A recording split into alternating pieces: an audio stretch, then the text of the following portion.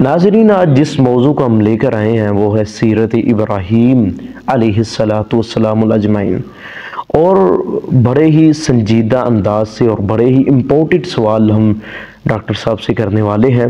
Doctor صاحب، سب سے پہلا سوال یہ ہے کہ سیرت ابراہیم علیہ السلام یہ جو روایتی ایک موضوع چل پڑا ہے، اسے یہ سالانہ کے طور پر ہم کیوں بیان کرتے ہیں؟ بسم اللہ الرحمن الرحیم، والصلاۃ والسلام علی سید الانبیاء والمرسلین۔ میں کر صاحب آپ کا ممنون ہوں کہ اصلاح ریسرچ فاؤنڈیشن کے پلیٹ فارم سے آپ ہمیں دعوت دیتے ہیں، تو انشاءاللہ دین کے حوالے سے اظہار خیال کا ایک موقع ملتا ہے۔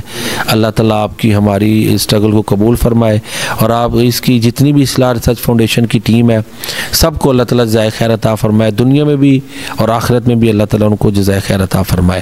تو آپ کا سوال یہ ہے کہ ابراہیم علیہ السلام کی سیرت جو بیان کی جاتی ہے، اس کی اہمیت کیا ہے، تو ہم اس کا اتنا اہتمام کرتے ہیں۔ تو قاری صاحب، اس کی جو ہے نا بہت زیادہ اہمیت ہے۔ دیکھیں، ابراہیم علیہ السلام جد الانبیاء ہے، ٹھیک ہے نا جی۔ جتنے بھی انبیاء بعد میں آئے، یا کہہ لیں کہ زیادہ تر انبیاء ان کی نسل میں سے، ان کی اولاد میں سے ہوئے ہیں۔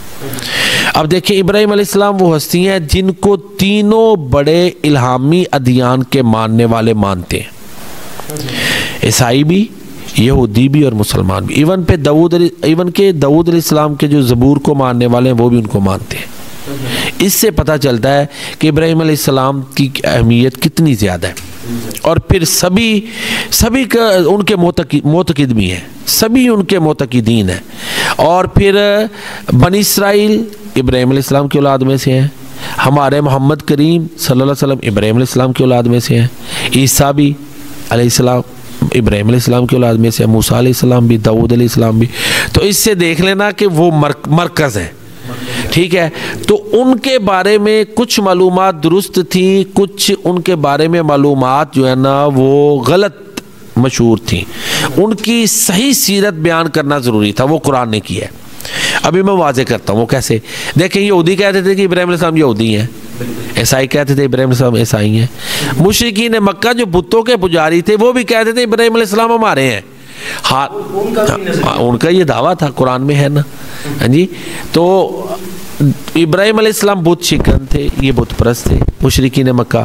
تو اللہ تعالیٰ نے سورہ آل عمران میں فرمایا، ما کان ابراہیم یہودی ولا نصرانی ولکن کان حنیفا مسلما وما کان من المشرکین۔ واضح ہو گیا نا، تینوں کا ہو گیا نا، کہ نہ ابراہیم علیہ السلام یہودی تھے، نہ عیسائی تھے، وہ تو حنیف مسلم تھے، وہ نہ ہی وہ مشرکین میں سے تھے۔ اور پھر ان کے ساتھ اصل اگر یہ تینوں کا تعلق نہیں تو کس کا تعلق ہے؟ قرآن نے بیان کر دیا آگے ہی اگلی آیت میں، ان اول الناس بابراہیم الذین اتبعوہ وہذا النبی والذین آمنوا معہ واللہ ولی المؤمنین۔ قرآن نے واضح کر دیا کہ ابراہیم علیہ السلام کے ساتھ جو صحیح تعلق ہے وہ جناب محمد کریم صلی اللہ علیہ وسلم کا ہے، اور ان کے جو اس دور میں ماننے والے تھے ان کا ہے۔ محمد کریم صلی اللہ علیہ وسلم کا صحیح تعلق ہے ابراہیم علیہ السلام کے ساتھ، اور اس طرح ان مسلمانوں کا ہے۔ تو لہذا خلاصہ گفتگو یہ ہے جو آپ نے سوال کیا، وہ آنسر لمبا ہو گیا ہے، کہ ابراہیم علیہ السلام کی ایک تو شخصیت اہم ترین ہے، سبھی مانتے ہیں، ان کے بارے میں درست معلومات لوگوں تک پہنچانا ضروری تھا، اور ان کا کردار توحید میں بے مثال ہے۔ اللہ اکبر۔ تو توحید، اللہ پر اعتماد، اللہ کے لیے قربانیاں، جو ان کی صحیح سیرت ہے وہ لوگوں کے سامنے لانا ضروری تھا، تاکہ لوگ اس سے رہنمائی لیں، اور سبھی ان کا احترام بھی کرتے تھے۔ اس لیے قرآن نے ان کی سیرت بیان کی، ایک سورت کا نام سورت ابراہیم رکھا، اور ہم بھی بیان کرتے ہیں، ٹھیک ہے نا جی۔ اقبال نے کہا نا، آج بھی ہو جو ابراہیم کا سا ایماں پیدا۔